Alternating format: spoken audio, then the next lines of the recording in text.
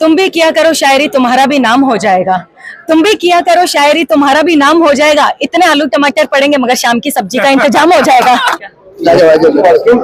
बस एकदम મજામાં દાદા તારા વિના મને ગમતું નથી अच्छा એકવાર જીતુને મળવા આવજે મમતાજી હું સાચું બોલું ને રાત્રે 4 વાગ્યાથી તમારે રાહ જોઈ રહ્યો છું अच्छा અને હા, ખાસ બહુ મોટા તમારા fan છે તમારા. કાલે મને લોકો અહીંયા બોલાવ્યા હતા મને કે મમતાજી સોની આવવાના છે અને મેં તમને ઘણી તમારી જેટલી વિક્રમ ઠાકોર સાથે ફિલ્મો છે ને મૂવી બધું દાદા તારા વિના ગમતું નથી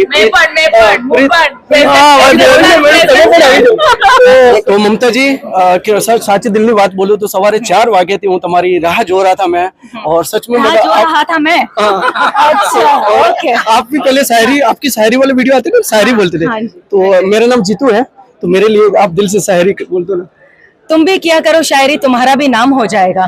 तुम भी किया करो शायरी तुम्हारा भी नाम हो जाएगा। इतने आलू टमाटर पड़ेंगे मगर शाम की सब्जी का इंतजाम हो जाएगा। मेरी तो अभी मेरी बीवी भी नहीं है आलू टमाटर कौन पकाएगा फिर वो उसके लिए आपको छोड़ दिया ठीक है चलिए। तो ये तो ममता जी सोनी